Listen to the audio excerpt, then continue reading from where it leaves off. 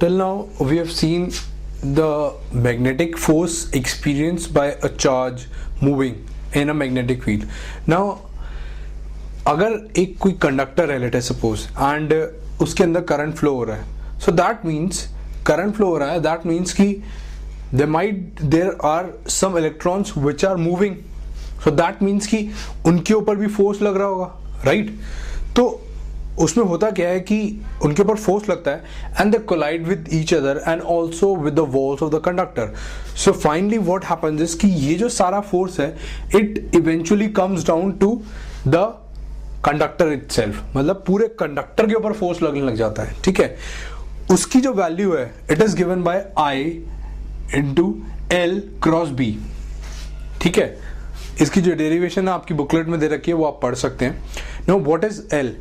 L vector जो होगा it will be in the direction of the current. For example, the current is flowing in this direction, so L you will take in this direction and B into the plane of the paper. So force Fm will come out to be in this direction. ठीक है, तो this is about it. And similarly इसको हम लिख सकते हैं I L B sin theta.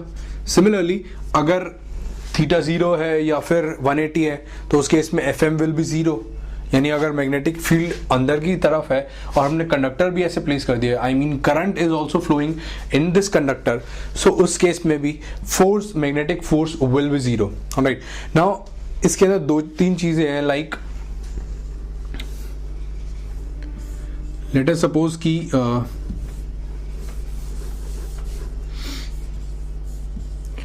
ये हमारी मैग्नेटिक फील्ड है. ठीक है, and the current is flowing in the conductor in this way. Let us suppose this is A and this is B. ठीक है, और ये जो है ये ACD है, मतलब current is flowing in ACD. ठीक है, तो यहां पर एक्चुअली में कंडक्टर्स के अंदर होता क्या है कि अगर हम एक छोटे से एलिमेंट के लिए फोर्स की वैल्यू देखें, so that will be I into D L cross B. Alright, अब सिमिलरली अगर मैं सारे एलिमेंट्स जोड़ूं, ठीक है, so what will happen is कि ये डी एल जो होगा ना, ये जो यहां पर एल आता है, this L will be perpendicular to this thing, to the field.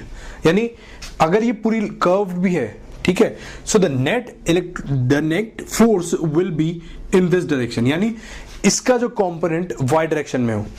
या फिर अगर लेट अस सपोज कि ऐसी हमारी मैग्नेटिक फील्ड है और यहां पर एक क्लोज लूप है.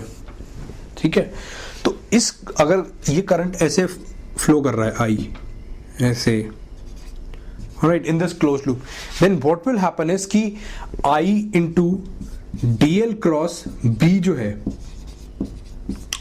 दिस विल बिकम 0, बिकॉज छोटे छोटे एलिमेंट्स का अगर मैं देखूं, एक एलिमेंट के लिए यहां वाले एलिमेंट के लिए इधर फोर्स आएगी, इधर वाले एलिमेंट के लिए इधर फोर्स आएगी, सो the net force on the entire loop will become 0.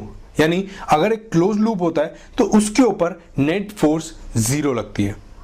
Alright, और इसकी डायरेक्शन तो हम देख ही सकते हैं, एल क्रॉस बी.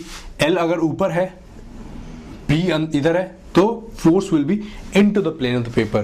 तो राइट हैंड थंब रूल से आप निकाल सकते हैं, या फिर जो आपकी बुकलेट में दे रखा है लेफ्ट हैंड रूल, उससे आप डायरेक्शन निकाल सकते हैं.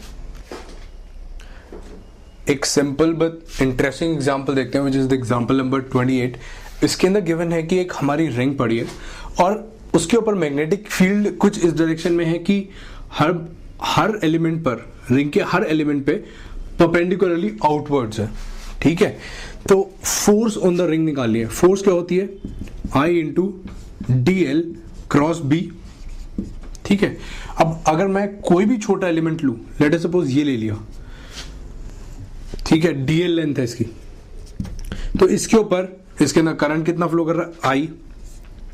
डीएल लेंथ है इसकी, क्रॉस बी या फिर into B sine theta, DL into B sine theta क्या है?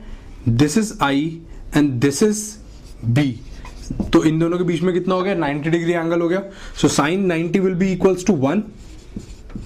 सो this will be equal to I into D L into B, ठीक है।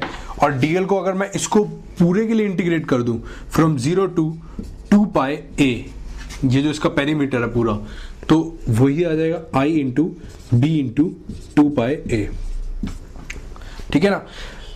अब यहां पे 0 क्यों नहीं आया, बिकॉज यहां पे मैग्नेटिक फील्ड अलग है, ऑलराइट। अगर मैग्नेटिक फील्ड कुछ ऐसी होती कि पूरी की पूरी बाहर आ रही होती है, अंदर जा रही होती, या फिर इस डायरेक्शन में होती, तब ये नेट 0 होता। बट यहां पर क्या, हर एक एलिमेंट के लिए मैग्नेटिक फील्ड की डायरेक्शन अलग है, ठीक है, इसलिए उसके ऊपर नेट फोर्स 0 नहीं है, जैसे कि हमने पहले वाले केसेस में देखा था। यहां पर हर एलिमेंट के लिए मैग्नेटिक फील्ड की डायरेक्शन अलग है, ठीक है। तो इस चीज का आप ध्यान रखेंगे, ये नहीं कि आपने क्लोज लूप देखा और सीधा 0 पुट कर दिया, this is not the way. You have to see कि हर एक एलिमेंट के लिए यहां पे मैग्नेटिक फील्ड की वैल्यू अलग है, इसलिए फोर्स की वैल्यू आएगी, कुछ आएगी जो हम कैलकुलेट यहां पे कर सकते हैं।